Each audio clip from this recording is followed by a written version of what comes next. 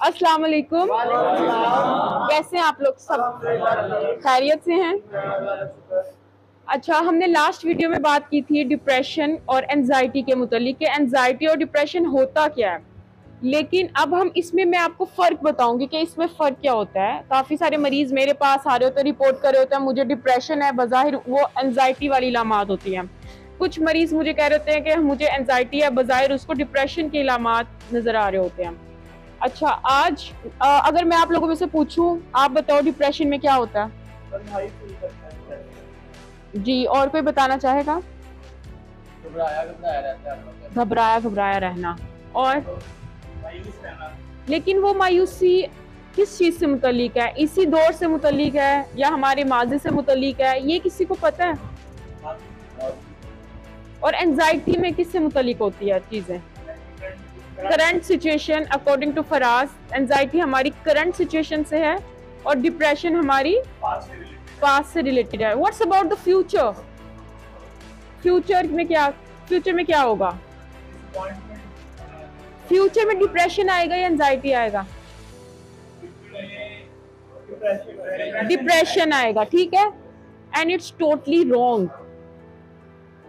मैं अगर कहूं डिप्रेशन हमारे पास्ट से रिलेटेड होता है, एंजाइटी हमारी अपकमिंग इवेंट से रिलेटेड होता है। आने वाला खौफ, बेजा खौफ, किसी भी वजह से खौफ।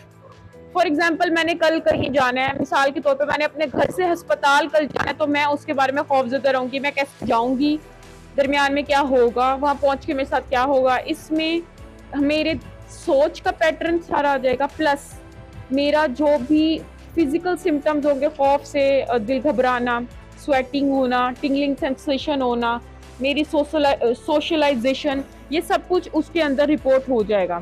ये मेजर डिफरेंस है एंजाइटी प्लस डिप्रेशन का। अब आपको पता चला डिप्रेशन क्या होती है? जो हमारी अपकमिंग चीजें चल रही हैं कॉन्शियसली, बेजा खौफ हो गया, टेंशन, स्ट्रेस वगैरह, वो डिप्रेशन है। जो आने वाली चीज को लेके होगी वो क्या होगी? एंजाइटी होगी, ठीक है। अब मैं थोड़ी सी इसमें इलामात की बात करूंगी, सिम्टम्स एंड पैटर्न्स। एंजाइटी में सिम्टम और पैटर्न्स क्या होते हैं? उसमें होती है हमारी पुअर कंसंट्रेशन, किसी भी चीज के ऊपर हम फोकस नहीं कर पाते, हमारी तवज्जो नहीं बरकरार रहती।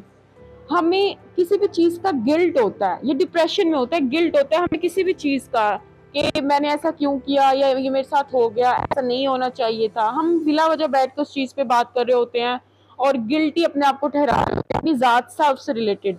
और थर्डली हमें क्या हो रहा होता है? हम होपलेसनेस, हेल्पलेसनेस फील कर रहे होते हैं, जिसमें हमें मतलब उम्मीद ही नहीं है किसी चीज, बेमददगार, यानी कि और ऐसा फील कर रहे होते हैं हमारे लिए कोई भी चीज़ मददगार साबित हो ही नहीं सकती है। एंड थर्ड, हम लोग इसमें इस चीज़ को भी कंसीडर कर रहे होते हैं हमारी डाइट, सारी की सारी हमारी डाइट, वेट लॉस या वेट का बढ़ जाना, ये सब कुछ इसमें एनकाउंटर है। प्लस कुछ लोग टेंशन में, डिप्रेशन में बहुत ज़्यादा खा रहे होते हैं, ओवर ईटिंग कर रहे होते हैं ना आप लोग में। और कुछ लोग खाते नहीं हैं, उनकी भूख प्यास मिट जाती है। कोई भी स्ट्रेस आ जाए, चाहे वो आपकी माली चीज़ों से मुतलिक हो, फाइनेंशियल क्राइसिस हो जाए, चाहे कोई कारोबार में लॉस हो, किसी बच्ची का घर में बच्चों के बारे में कोई लड़ाई झगड़ा हो, या कुछ भी ऐसा हो। इसके अलावा हम लोग बहुत डिप्रेशन में एनर्जी लेवल लो रहता है, हम लोग फीलिंग डाउन फील कर रहे होते हैं। ये सारे सिम्टम्स डिप्रेशन के होते हैं।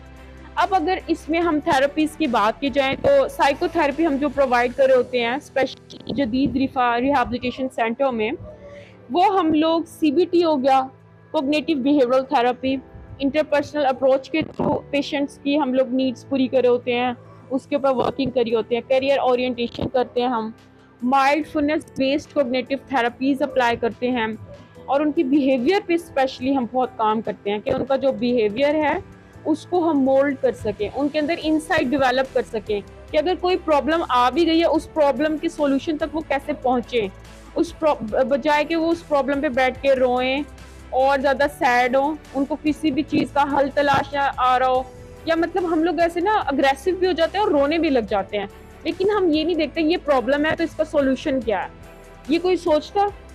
नो, हम लोग उस तरफ जाते ही नहीं है। और सबसे बड़ा जो मेन वजह है वो यही है कि हमारा प्रॉब्लम के सॉल्यूशन तक ना जाना, और दूसरी इलमेंट्स में मुब्तला हो जाना। This is the main thing.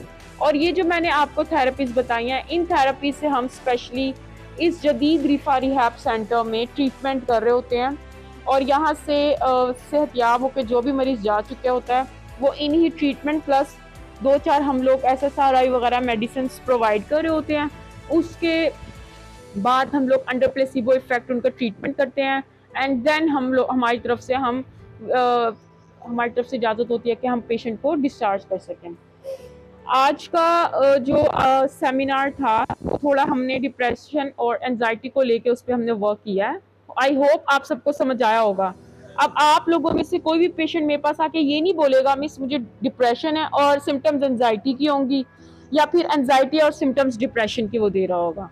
ठीक है, चलें, थैंक यू। अच्छा, एक और चीज़, लास्ट हमने एक गेम यहाँ पे ऑर्गेनाइज करवाई थी, पूरा फिजिकल एक्टिविटी सेशन था।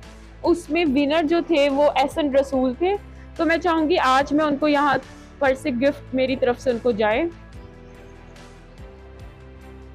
आ जाए एहसन रसूल, इधर आ जाए।